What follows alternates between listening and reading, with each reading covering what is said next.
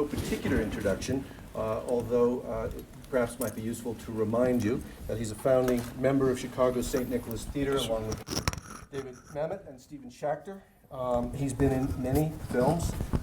You've seen many of them, including in Fargo, in Magnolia, The Cooler, and he's played perhaps too well, arguably, losers, but not only losers. And in the new film, Edmund, he portrays a man who makes a complete break with his life of quiet desperation. And if it's true, as Freud once said, that a certain amount of repression is a necessary prerequisite for civilization, this is a film that shows what happens when that necessary veneer is ripped off and a man gets in touch with his inner beast. But let's ask you, how difficult was it to portray someone who was so utterly raw, and which required of you to find some place, I suppose, within yourself that could get in some kind of emotional empathy with such a character? It is unpleasant sometimes to play unpleasant scenes, to play difficult scenes, and it bleeds over a bit into your life, and you find yourself being dreading the day when you have to shoot that scene, and you can find yourself feeling, oh, Phil, you joined us. How are you? So sorry. Philip Seymour Hoffman, ladies and gentlemen.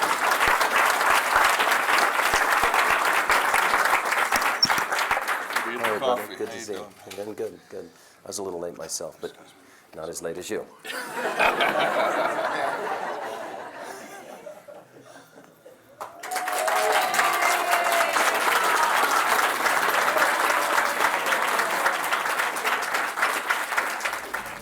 My mom's getting applause. Yeah. Excellent. It's an easy room. Phil, I was introduced as the so-called facilitator of this conversation, and all I'm intending to do is to prompt what I hope will be a conversation between the two of you, because everyone's come to hear both of you speak about the art and craft of acting, of the films that you have most recently been in, and not particularly me. So I had just asked Bill what kind of emotional depth or empathy he had to find within himself to get in touch with a character portrayed in Edmund, so raw, so crazed a person. So he was just. I was talking about that dread. In almost every movie, there's that 1, 2, 3 scenes. Yeah. Some have more, some have less, but there's always that scene that you have to do. It threatens you because you've got to do something difficult, or because it's a really ugly scene. I've always considered a matter of professional pride to make sure that it does not bleed over into my life, that I don't take the work home to my family, and that I don't abuse people on the set because I'm afraid. And I've seen other actors do it, where they're acting out. They're demanding. They get into fights with people on the set, with other actors, and everybody knows that what's going on is there's a nasty scene that has to be done, something that's threatening, and they strike out. They need an enemy, and unfortunately, there is no enemy. No. There's the scene. You got to do the scene. When you do it and it's done, you're finished and you can go home. But sometimes you really want to find someone to be pissed off with. Yeah. But I've also, there was, in Edmund, there's a scene where, what's her name, Patricia Belcher. There's this wonderful actress named Patricia Belcher, and it's a scene on a subway car, and I basically unload on her. It's the end of the film, and I scream in her face. I pull a knife on her. I scream racial and sexual epithets at her, and I do believe that Patricia didn't quite get how rough that scene was going to be. And strangely, it was easier for me because I was the guy that was attacking. She was the one who had to take it. And oh, she broke my heart. And after the first take, her lip was quivering, and I could see she had been shocked. She had no idea that I was going to do that to her. And I could see her screwing up her courage in a professional way that it's just acting. No, I can do this. And we did the second take, and I could see her shutting down, thinking, I'm not getting paid enough to do this. I don't want to do this anymore. And on the third take, I saw her get mad. I think she would have poked me in the nose if she could have. She just couldn't take it anymore. And I kept going to her saying, this is really, and I grabbed her. And one of the things that happens when you do one of these scenes is that you lose yourself and you grab somebody, and at the end of the scene, they've got black and blue marks where you grab them. So you have to be really careful when they're emotional. But it broke my heart to watch this wonderful actress trying to deal with what was going on. And she's the kind of actress who's so good that she put it in the scene. It's all in. She did not question what belonged and what didn't belong. She thought, if I'm feeling it, it's real. And it broke my heart to do that to her. Yeah, I think it's, I agree with Bill. I think those scenes can sometimes, I think Bill's probably a better man than I, in the fact that I have reacted in those moments sometimes when I have a scene like that and everyone's around and all of a sudden you snap at somebody. Mm-hmm. I've done that, you know, and you're like, why'd you just do? You're like, why? And you know, and you got. But Bill's right. You have to find a way to do the work, you know, and not have it affect the people that it's not their responsibility. It's my responsibility, you know, and that can be tricky sometimes. But he's right, and it's really finding a place of solitude, you know, a place of privacy. But really, it's also. We were talking yesterday, actually, out there. It's a workman-like thing, really. It's even in those things, it's kind of a workman. It's about will. You know what I mean? I mean, any job, even acting, whatever. Anybody who has a job that they care about, you know, is that will. You wake up in the morning and you have to have the will to do it. Really, at the end of the day, it's just your will, you know. And it's like you either don't have the will or you have the will, you know. And I find that in those kinds of scenes or those moments, that your will wants to take a vacation, you know what I mean? You just kind of don't want to do it. There's just, or maybe it's not even that simple. It's just like something inside of you is rebelling against doing something that in your normal life you really don't want to do at all. You know what I mean? In your normal life, you really don't want to lash out at somebody in a subway car and, you know, or you know, break down in front of people. You know, things like that aren't really things you want to do in your life, and then when you have to do them in your work, yeah, I think your body kind of fights against it. So I think it's like a struggle of the will, which is, I think, something that everybody can identify with, you know.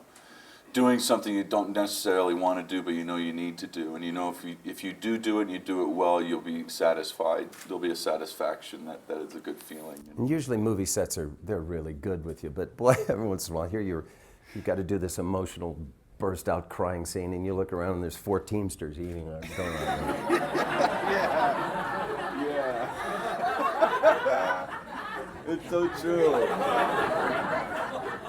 Or someone doesn't know that they can be heard. Yeah. That's what they always, you know, because you'll be on like a set that's been built on some warehouse or something because you don't have any money and you're not on a Paramount lot or something, and someone's, you know, all of a sudden you're in the middle of that scene, doing that scene, and then you're like, no, but I'm going to be late.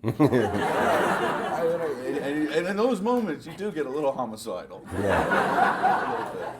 Was there any such challenging moment in the making of Capote?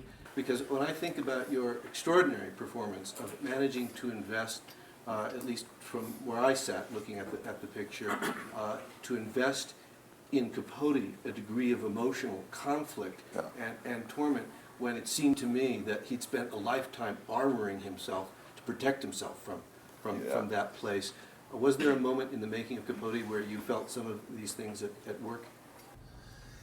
Yeah, you know, to be honest, the emotional stuff sometimes, I think, you know, sometimes the emotional stuff really isn't the hardest stuff. That's, I think, a misunderstanding sometimes about people who haven't acted that, man, maybe it's sometimes not the hardest stuff.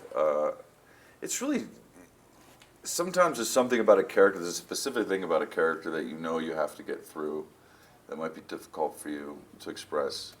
And if what happens is, you know, you start to you're not doing that well. There's something about the aspect of the character that you know you need to express, and you're just not doing it well. And that's, I think, and sometimes that's the simplest stuff. It seems to be, oddly, the simplest stuff can be the hardest stuff to do. And those are the times that actually, while making the film, that I became the most frustrated. You know, the intricacies of playing somebody that you know there's certain aspects of his behavior, there's certain aspects of the way he's going to go about things. It just didn't come naturally to me. And so the trial and error aspect of that while shooting, that was when I really, you know, it was the most difficult, you know, and I was the most sensitive about things. Sometimes those scenes that you think are going to be the toughest, they're just cakewalks. Yeah. I did this movie called Pleasantville, and there was a scene in it where I had to cry, and I loathe crying, and I don't like to do it myself. I don't like it when other people do it. I do it. And Gary Ross shoots a lot, so I went to, and there was no getting around it because it was a CGI gag, and as the tears went down my cheek, I would turn to color. So there's no faking that. I mean, a lot of times you can go, and you just cover your eyes. There's no faking that. So I went to Gary and I said, I can do this, but I can't do it all day, all right? You tell me when the money shot comes, because he shoots a lot. And I said, you tell me when you need this, and it's not going to be there except that one time, okay? I can do it, but you tell me when you need it. So I had everybody on this set. They've got this stuff they can blow in your eyes. They've got drops they can put in your eyes. I had someone with a ball-peen hammer ready to whack you in the... Because I really, it was a big scene too. It was my moment in the movie. Well, to make a long story short, we rehearsed the thing once. I burst into tears. 14 hours later, I'm still weeping. I couldn't control myself until finally Gary's shooting Joan Allen up and then he says, Bill, you can knock it off now. We're done. I guess I had some issues that day or something. Well, I don't know if any, I mean, but this is true, one of my favorite moments of vulnerability is actually Bill in Magnolia. And at the end, when he's got his teeth knocked out, I don't know if you remember it, but he's sitting there with John Riley, you know, so he doesn't need any ball-peen hammer. You know, that's like fantastic stuff, and that's not easy to do. That's a pretty beautiful moment. I wanted to say that because I do think that is. And thank you, that's Phil. An example of somebody doing it very well and tastefully, because I think Bill's right. It's like no one really wants to watch anybody cry. It's true. There's something about it. It's like, you know. So you got to be artful about it. You know what I mean? It's got to be. You can't just be crying because I like to cry. You know, I want to be emotive, and I think that's good acting. It's got to be specific to what the story is. You know what I mean? It's got to make sense in the story, because you know you've watched stories or plays or films sometimes, and you're like, God, that person's cried 8 times. You know what I mean? And you literally like you cut off completely. Like you almost become completely unsympathetic toward the person. Yeah. Like, you almost become angry or something. Crybaby. Crybaby, stop crying. You know, fight for your goddamn life. Yeah, already. stand up. You know, so it's got to be done. It has got to be done just right, or you know, the effect isn't as potent. You know. Maybe we can ask a number of questions from that the audience has submitted, because there were far too many in the time allotted. But a question to Philip Hoffman: what personal aspects of Capote did you find most compelling, and how did you work those traits into your own portrayal of the writer? He has I think most people, yeah, I do. I think most people, I'm assuming something that I shouldn't, but I think most people have a filter, you know, that they walk into settings and they adjust themselves appropriately to be as polite as possible. They don't want to overstep their bounds. They don't want to be disrespectful. They don't want to be a show-off. They don't want to try to be, most people don't want to try to be the center of attention unless you're an actor, I guess. But I think that's a normal impulse, to try to want to accommodate yourself. And so there's something about Capote that he had that, but he didn't. that scared the shit out of me. He had a certain quality about him that I don't think he second guessed himself about his capability to take the room or to become the center of attention in environments, and he didn't have any self-criticism about it. I feel like that was something that I think he might have walked away from some situations and been like, wow, you didn't need to say that, why'd you say that, or blah, blah, blah. But ultimately, I don't think he had that filter, that self-judgment about coming into a room or talking to somebody and winning them over, taking the room, finding out how to do it, and becoming the center of attention. And that was something that intrigued me very much about him, because I think I have that, but I think I have that filter and self-judgment, criticism on a very high level about it. And that was something that I think was really intriguing about him, and also was one of the more difficult things to pull off convincingly. Having confidence about being that kind of person, that he had. Well, I thought it was quite extraordinary. I mean, I came of age in a period of time when Capote's best work, it seemed to me, was already behind him. I knew him as a kind of caricature of himself, Sure. as a kind of fixture on the Merv Griffin show, as a kind of buffoon and collector of the higher gossip. Gore Vidal used to twit him by saying that the longer he took between writing books, the higher the pitch his voice rose. Yeah, how'd you get your big booming baritone? Right on the...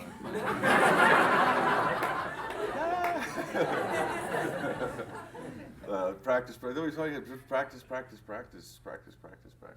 Let me ask a question for you both from the audience, a rather good question. Can you give an instance where a prop informed or influenced the way you experienced or performed a character? A prop. Guns are a big one, aren't they? Ooh, yeah. Yeah, they are. Yeah. I don't do a lot of shoot 'em ups, but I did this, I did a play once, a Mamet play, as a matter of fact, called Prairie de Chine, and it took place in 1880, and we're on a train, and I'm playing cards with a guy, and he cheats me, and so I pulled out this little pistol. It was a nasty-looking little turn-of-the-century pistol, and what I found so significant is that I could not pull it out like a TV cop. It was so ingrained in me. And I took 4 shots at the guy in a train compartment and missed 4 times. So that tells you what kind of a pistolero he was. But I pulled the thing out in this cop-like way, and I couldn't not do it. It's so ingrained in me. It's crazy. When you see somebody who knows how to handle a gun compared to the way people handle guns on TV, it's just, it's so wacky. It's become its own caricature, hasn't it? Yeah. Yeah, well, that also, if you just shoot one of those off, they have you like, a real gun? Just go off and we'll just shoot one off. You think, oh, it's a gun. And you're like, all right.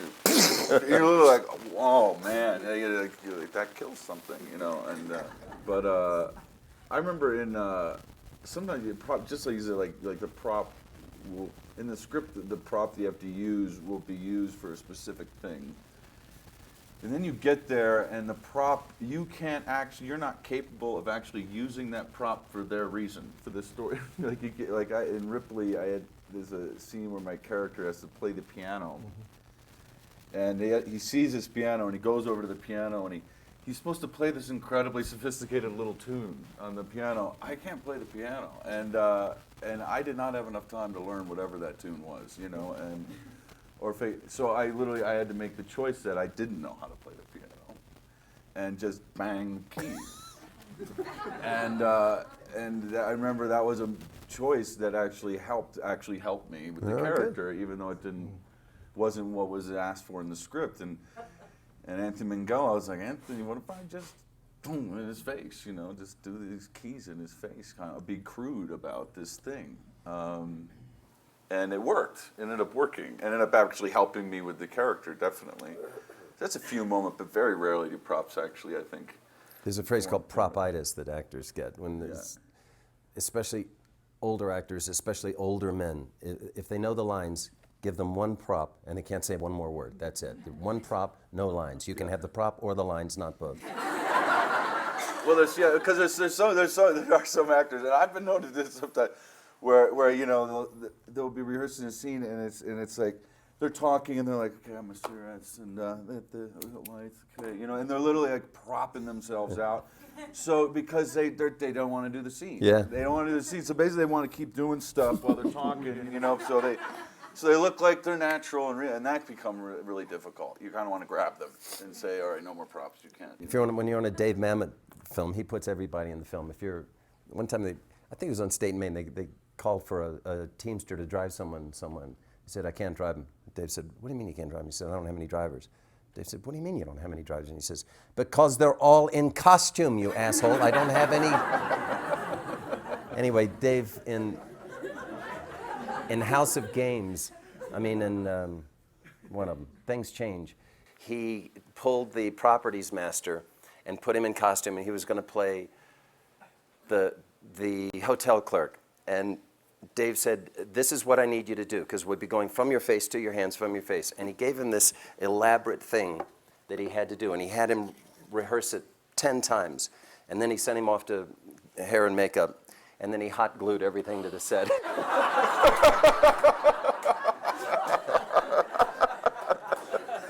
Oh, man. Yeah. Props are dangerous, basically. Yeah. Well, of course, the most ubiquitous prop, and sometimes I think it's the theme that unites almost every picture I've so far seen at Telluride, is, of course, the cigarette, which has never gone out of fashion. Yeah. Except you're going to die. If you smoke now, you're going to be dead by the second reel. Yeah. It's true. It's true. If you decide to smoke, that cigarette's got to be lit at the exact same spot every take. And there's even being a smoker, that can be nasty. You can turn quite green. That can get pretty bad. Yeah. So if you were to give some advice to young actors starting out, what would be, say, the 3 things that they ought to think about that are least talked about, but are a real thing that you ought to know about if you're thinking about a career in film acting? Take Fountain. That's the inside joke. Franklin. Yeah, take Franklin. That's it. Blew the It's a joke. street in Los Angeles. Gets you there a little quicker.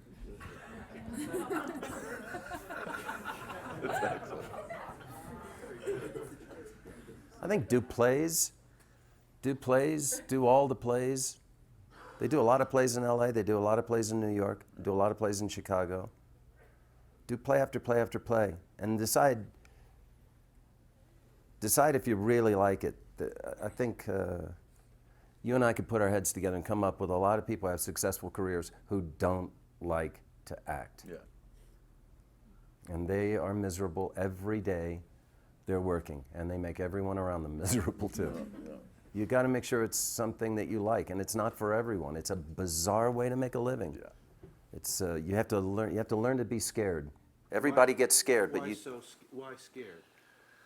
it's a great gaping maw of an unknown every time you do something, and success makes it worse. Yeah. It's an unnatural state of being, you know. I mean, and again, it's a workmanlike thing like any other job. But one of the difficulties of this profession is just that you're exposed. It's just one of the aspects of the job, you know, and that's something you gotta know. That's something that you want to deal with, you know. And if you don't want to deal with it, then it is probably the wrong place to be, you know, because people are going to be staring at you, waiting for you to do something, and that's a very odd. It's a hard way to live your life when you're faced with an unknown all the time. We all want to, as we get older and more successful, we want to take the variables out of our lives. We want to know that things are solid and concrete. If you're going to be an actor, you have to live with those variables and you have to embrace them. You'll never know how you're going to do the scene. You'll never know where your next job is coming from. The difference between an actor and a civilian is that the actor does it anyway, and the civilian gets upset. But it's it's never going to go away. It's a unknown. You have to live with the fear and the self-consciousness. You have to live with self-consciousness. Yeah. Self-consciousness. Have you ever seen a dog get self-conscious? They can't do anything. They just, when you go, hey, how are you? You know, they just sit there and turn to jelly and wag their tails. When you're on a movie set, there are no fewer than the people in this room right now. Yeah. And you might have to be taking off your clothes and making out with Phil Hoffman. That's, which would be in the contract, I think. But I think that's right. I think you know, because you could say a lot of things about, you know, well, you could study this, you could do that, but ultimately you really have to get out there and try to do it and understand that aspect of it, that very aspect of being kind of vulnerable or on show. But I think also your life isn't yours in a way of not of planning things and scheduling things. It's an erratic life. It's all these things, and it's got to be something. A certain gypsy kind of life is always going to be there, and a certain unknown, and it's something you got to understand. Well, do I love it enough to want to live that kind of life? And I think that is the most important thing, because I've known people who aren't in the profession anymore who are. This one woman in particularly, one of the best actors I've ever seen, and she's not in the profession anymore because she couldn't do that anymore. Mm-hmm. She did not want to do that anymore. She didn't want to go to Los Angeles and walk into a room and have someone look at her and criticize how she looked. She couldn't do it. It was killing her. I mean, it was really one of those things, and she got out. You know, and I still to this day think, God, she's one of the best actors I've seen. You know, and so that is, I think, one of the most important things to think about. You've got to make sure that it's really the life you, because it's a big business. There are a lot of other jobs. Yeah. There are other jobs where you could go home at night and. Yeah.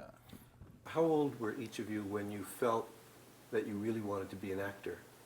And once you had begun, what was the pleasure that you took from it that outweighed the anxiety that you perpetually felt? Well, in college, I think, is when I started getting the feeling, well, this is enjoyable. Something about this that I like, or I mean, but I think what I like is the satisfaction of a job done, well done. You know, I mean, I don't think anything beats that. It's kind of like being at a festival like this. You know, and you see the people you've worked with, and you know you did that job, and you know there really is something to me about the aspect of I get much more satisfaction, joy after the fact. While I'm doing it, I think I'm too caught up to like experience the pleasure of it in the moment. Like at the end of the day, sometimes I feel like that was a good day of work, you know, and you really feel like you did something, but it is kind of that workmanlike thing where you just feel like everyone got together and did it. You know what I mean? And took risks and were bold and were fearless, and everyone involved, not just the actors, and that's a very satisfying feeling because of what we've been talking about, that it isn't a very safe environment all the time. You know, and that in that environment something was created, and that's very satisfying to me. But in the moment of acting, I don't know if I have like the pleasure as much as because I'm concentrating too much about trying to do the job. You know, I don't know if that. I was in college, same thing. It was Dave Mamet. I went to a hippie college, and I was smoking dope and chasing women is what I was doing, and then I decided to take this acting class with this guy Dave Mamet, and nobody knew who he was, but he was wearing. Everyone was wearing military fatigues at the time. His were tailored and ironed. And he did look sharp. And the first day of class, he said, I have a skill you don't have. I can teach you how to act. If you want to learn how to act, stay. If you're not, get out. He said, the class will start at 9 o'clock. If you're here at 5 of, you're on time. If you're here after that, get out. He says, when you do a scene, if you don't know the lines backwards and forwards, and you can say them in your sleep while riding a unicycle, get out. And he just laid down the law, and we all looked at him. This was 1972, where everything was negotiable, including who would be the teacher.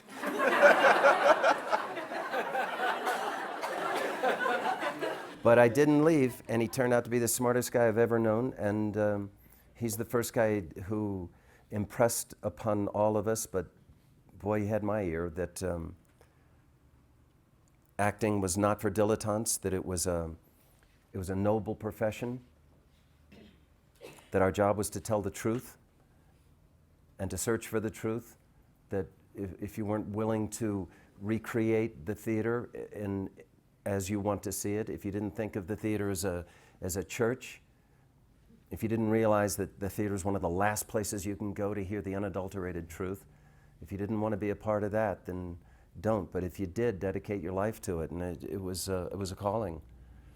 And I never looked back. I didn't really see myself as an actor. I just knew I wanted to do it until about 2 years later, when I finally was good. And it took a long time. I'd done a lot of plays, but one night I was good. I was really good. Have you ever stepped out of your body? You know what I'm talking about? It doesn't happen often, but it happens to most actors at least once, where you have an out-of-body experience on stage. You're talking away, and you're so hot that you sort of step out of yourself and you just go boy, whatever. And you are in the zone. You can do no wrong. The audience is all sitting right there, and you could do anything you want. You just, you have been, the muse is sitting on your shoulder, and it's the most seductive feeling in the world. It is really, that is, but that story about being class is that, because I think you get into acting, you're not quite sure what to be. You don't think it's going to be something as difficult or as demanding or as sacred as it becomes, you know. And I remember being this teacher, Alan Langdon, that I had, and I remember I was late for class, and I don't know, I was a sophomore or some freshman, and it was the last class of the semester, you know, and my friends were going to be performing these scenes, and I wanted to be there, but I was out, you know, bird dogging and drinking or whatever all night, and I showed up late, and I remember he was right by the door, and it was like 5 minutes late, and I remember he was right by the door, and he saw me come up the stairwell, and he saw me, and he like took a boot of his shoe and went and slammed that door in my face in the hallway. It was the last class of the semester, and I remember thinking like, how dare, I was so mad. I was like, this is the last, he had that door shut, his boot on the door for the next 15 minutes, and then he opened the door and let me in. And those are the moments you think in that moment. That's the moment when I learned. It's like, this guy's saying, this isn't, you can't fuck around if you're going to do this. You can't think this is some like, it is just acting, it is just movies, and we all know that, and there's many important things, but there is something that's like, you got to treat this with some kind of sacredness, because ultimately what David's saying is true. It's like, the theater is one of the last places you can go as a community and sit like you're all sitting now and watch a great piece of writing with a bunch of actors who are giving their heart and soul to it, and learn and hear the truth, you know. And if you don't have that kind of respect for it, then don't do it. You know, and that's what he was saying to me. He's like, you know, don't. Dave was on a talk show one time, and he's talking about acting. The talk show host said, "Well, it's a bizarre profession, don't you think? I mean, what you do is lie for a living." And Dave said, "No, we tell the truth." And he says, "No, but they're all lies. It's all made up. It's not a real set. It's not a real room. It's not real dialogue. You're just lying." Dave said, "No, we're telling the truth." He said, "They're imaginary circumstances and it's dialogue, but we're telling the truth." And he said, the guy sort of scratched his head. "Well, we're really saying the same thing." And then I thought, "We're not. That's it. That's the difference between the mammoths in the world and the infidels." Yeah. I remember in you know, you guys all know the actor John C. Reilly. We did a play together, and we did True West together in New York. Oh my Lord, you should have seen these guys. And he's just somebody I revere. He's an awesome talent, and he used to talk about the church all the time. And you know, and John's not a corny guy at all. You know, he has this thing about theater, and he actually he reignited something for me working with him, because he would just talk about I remember it was a Saturday matinee, and all actors know that the 8-show week, that Saturday matinee, you're kind of like going to the theater going like, oh. You're a homicide looking for a place to You're like, oh, I got 3 to go in the next, 30 hours, and I remember we were right before we were about to enter into this play where we didn't get to leave the stage for 2 hours and whatever, and I was sitting there and I had my head down and I was just a little baby. I was a fucking baby. I was at my head, I was like, oh, fuck, John, we got to do this twice today, And I said something like that. And I remember, My big brother. You know what I mean? That's all I thought in that moment. He's my big, and he's just like, Phil, there's no goddamn other place I want to be in the world. And I was just like, that's right, motherfucker. You know, I'm like, ah! And I remember he said that because he reminded me, like a teacher slamming the door in my face. It's like every once in a while you need that person to come in and go like, what the hell are you bitching about? You know, this is it. This is what we you know, and he did it that day. And, you know. These guys did a production of True West that was just spot on. Oh, and we had you set up, and your director wouldn't allow it. I had hired, they always do this thing where the equity rep comes in to talk about the equity rules, and you always have to stop rehearsals and take out 2 hours while you hear about the pension and benefits and all of this stuff, and you get to complain. It was just the two of them. I hired a stripper. And she was going to come in and she was going to start the equity rep rap and say, you know, I used to perform. We were rehearsing right down the We hall. were next door to you. I was doing Buffalo next door. American Buffalo. And Sam Shepard was down. He said, how much do you need? Which your director said, no, it's a rather delicate part of the...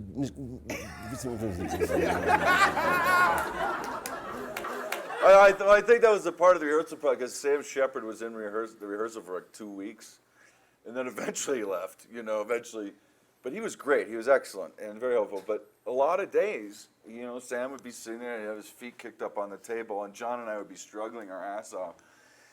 And we'd be doing this. We'd be doing the scene. And all of a sudden, we'd see Sam out of the corner asleep. Like Sam Shepard at the table asleep, and all of a sudden we just smile at each other. You know, it's like, you know, people are there to remind you, you know, to be humble. Yeah. You know. So that might have been right in the stripper section. Speak for a moment, if you would, about the different sorts of directors you've found helpful and their different ways of trying to help shape the character or unfold the action in ways that you found particularly productive. I teach a lot of classes. I bet we have different relationships with directors. I teach a lot of classes, and one of the things that the young students do a lot is they say, the director, he doesn't know this or she doesn't know that, and they want to live in a world where the director is an elder statesman in the theatrical community and knows more and has done more and is wiser. And I tell my students, get in the real world. That's not the director's job anymore. It's become very technological, especially in films. Yeah. And there's no mommy and daddy. You're in charge. Quit blaming the director. When, in a movie, what I want from the director is organize the film so that you can get what you need shot in a timely manner so that it's as painless as possible. Make sure you tell the story. Keep a good feeling on the set. And make art when you want, but you better be planned. And what really makes me cranky with directors is when I see them walk on the set and start to figure out how to do the scene. I think, well, how dare you? I learned the lines. You better come up with a shot list for tomorrow, and I've been known to say that. Never in production, but I work with a lot of first-time directors, and I bring them in and sort of tell them, you know, you can be an artist when you want, but you are now a general. You're going to have an army of people waiting for direction, and you better have it, and you better be prepared, and you better have your shot list, and it better be exactly what you want to see in the film. And if you find out you can't do one shot, you better have two alternatives in your back pocket so that we can get out of here. You know how much time you've got, you know how much money you've got. That's what I demand of you. There are some directors out there who are really good acting coaches, and when you get jammed in a scene, they can help, or the notes they give you are really good, and it can happen, but it's not the norm. Making movies these days, everybody better be professional and come in ready to rock and roll. There's no time for creating. There's only time for assembling what's been created outside of that. Now in the theater, It's a little different. And there is a bit of teaching, and it is very, very collaborative because you've got 3 or 4 weeks to create the play. You've got the script, and pretty much the director's going to know his scenic design, his whole mise en scène is going to be set up, but other than that, you're creating it. In a movie, it's all in the preparation, and it's all following the plan. And I get cranky with directors when they're not prepared. Yeah, I think you're right. I think it's. I mean, my thing is that I'm going to say it's prepared, but prepared possibly in a different way of the fact that if I show up and everything has just been decided before the actors have even seen the space.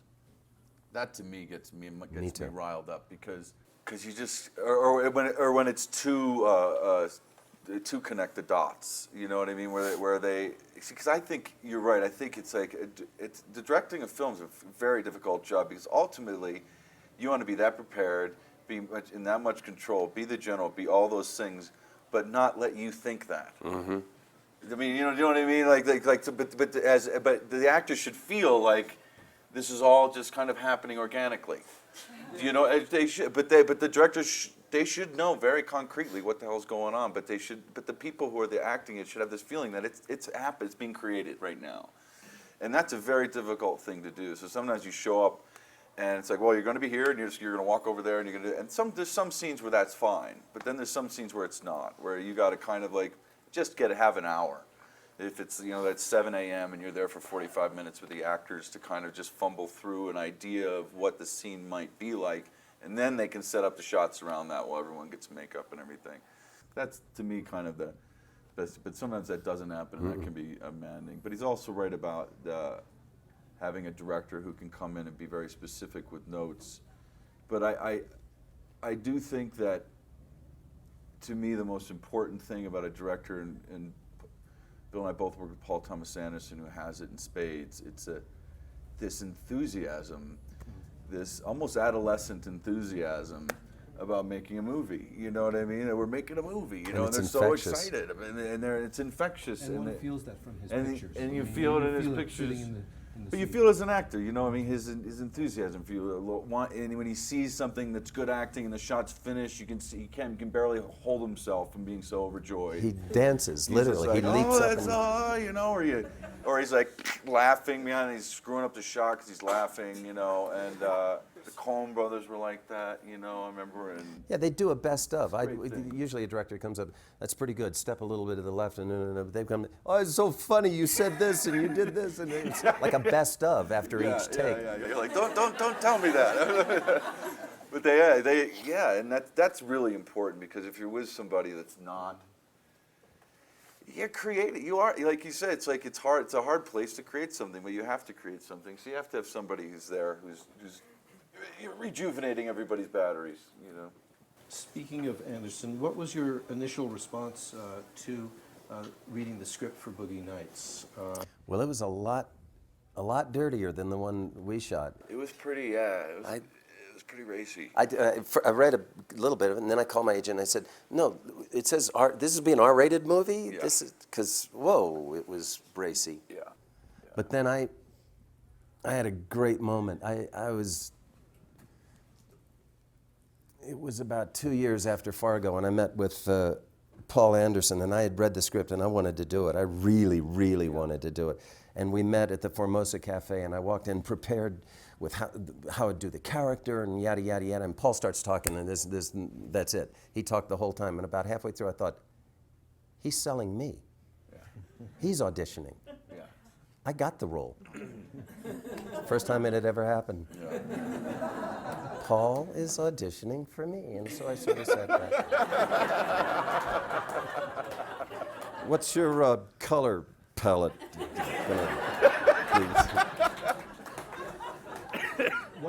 What kind of leap of faith did it require on your part to sign on to so relatively inexperienced a director and so young? Well, I saw Hard Eight, or what's Sydney. Sydney was what we call him. And I said, if you want to direct the phone book, I'm in. But nobody knew about that film. He would, the porn thing. Yeah. It's they go to the, it's the Academy Awards of porn that they hold in Vegas every year. It's a real thing, and Dirk Diggler has won the thing. So they had 125 extras, and they were told to. They were chosen because they had long 70s hair, and they said, dressed in your finest 70s and get dressed up. It's a big award show in Vegas. And that's all they knew, except that it was a Burt Reynolds movie. And so Melora Walters, they set the whole thing up. Melora Walters, there are children in the room, but I'll just keep going. Keep going. This is Telluride. Okay. There's 30% less oxygen in the room. Melora Walters, Paul said, we're going to try one now. Melora Walters walks up, and she had that little voice that she was doing.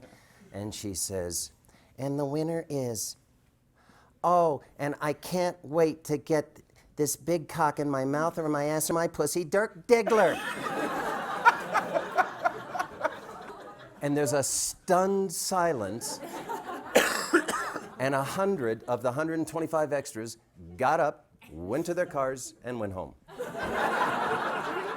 And we were shut down for, I don't know. There was a bunch of, the day in the hot tub, we had 2 strippers in the hot tub, and because we shot all the scenes in the house, that was somebody's house.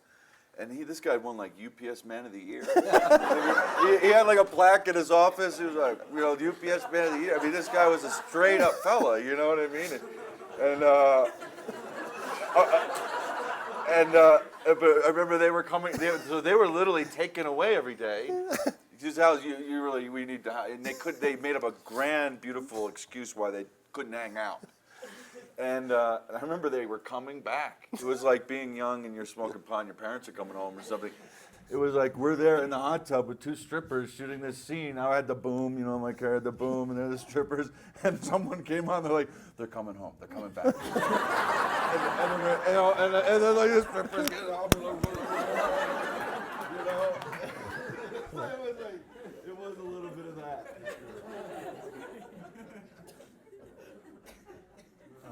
A couple more questions, and what stands out most from your experience working on Magnolia, and what, if anything, did you learn from working with one another? Well, I'm going to say,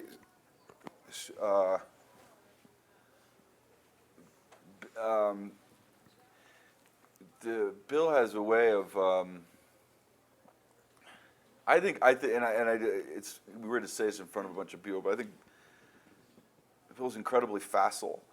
I think his talent's at his fingertips, and it's something that I kind of admire, because I think I've worked with a bunch of seen him. He gets into it so quickly, so easy. There's a facility that he has that's really amazing, and a simple, direct, honest quality that. With me, I want to mess it up all the time. I want to like dirty it up, mess it up, and find what he gets the first take, the 8th take, and or I have to prepare. I feel like a lot longer to get to that, and that's what honestly, I think about that a lot from the first kind of days we worked together, and the way he would talk about acting, and and the way I would think about it. I have remembered that. That a facility, a trust, and honesty to go, do, get up, do it, throw it out, move, that Bill has in spades, and you see it in the commitment, right? You never once you never do not believe Bill Macy in a film, it's just that thing, and that's something all actors need to have, and it's the last thing they usually get, which is, it's you and the truth and the other person. And so I would say that. I think the thing I take away from, I wasn't there when you shot it, I've only seen you do it, but in Boogie Nights, when you show Dirk your car, oh my God, that makes me weep to even think about that scene. That was so fabulously done, and that's not on the page. I mean, the lines are there, but that's all Phil. I don't know where that came from, man. You were channeling the muse on that day. And I remember watching, who's in the scene with you? Mark. Wasn't there someone else? At any rate, the look on Mark's face. Sometimes when you see somebody who really is at the top of his game. You can see it reflected in the other actors. They're sort of laying back, watching in awe. And Mark's got that in his face when you're doing that scene. Yeah. He didn't know what to do. He thought, I'm in the face of genius here. I'm not going to say a word. I think he's like, that guy's gonna kiss me. He's like, I got a reputation. We got, I have to go. Yeah. Thank you. Why don't you stay and talk more?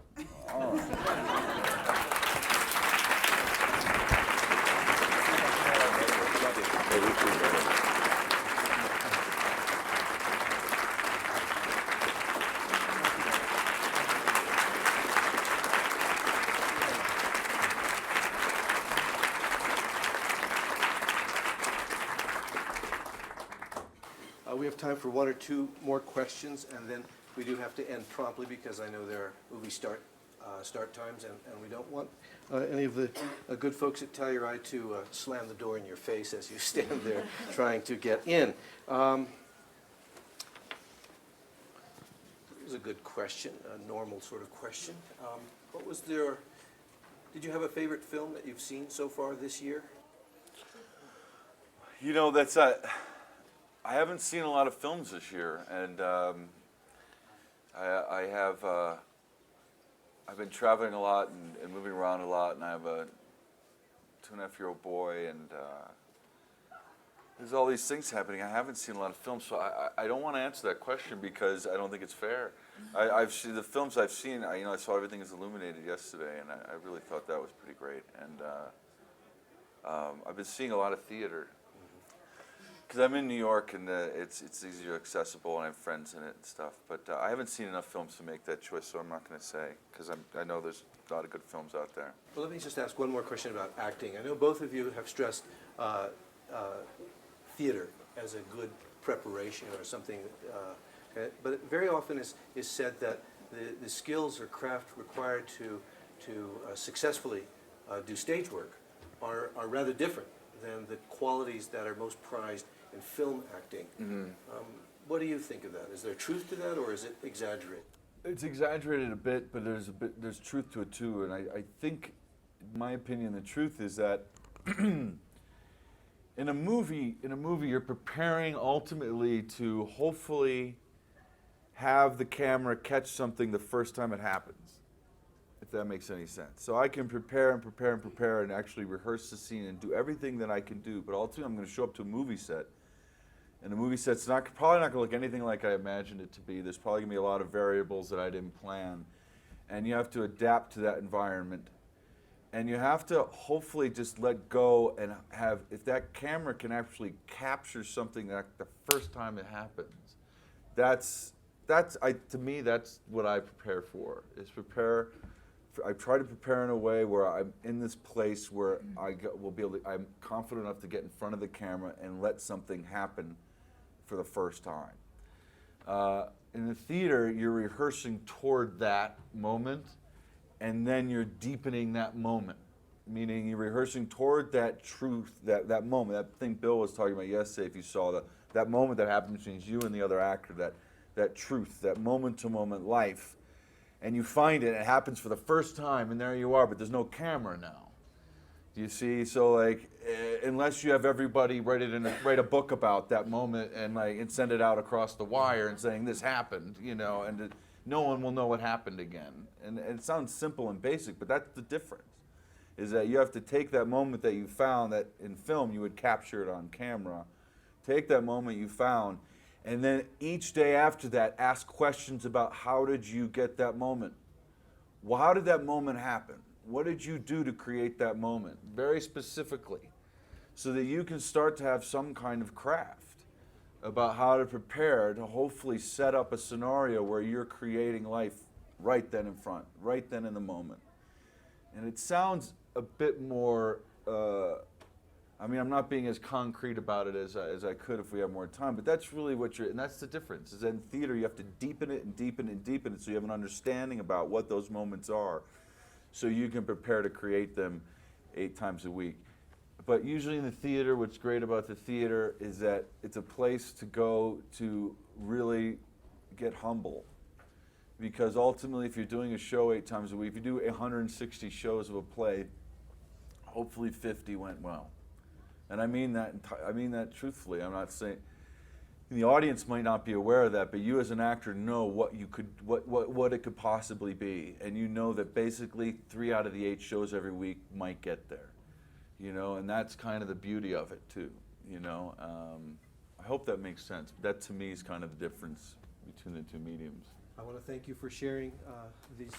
Thank you. Thank you.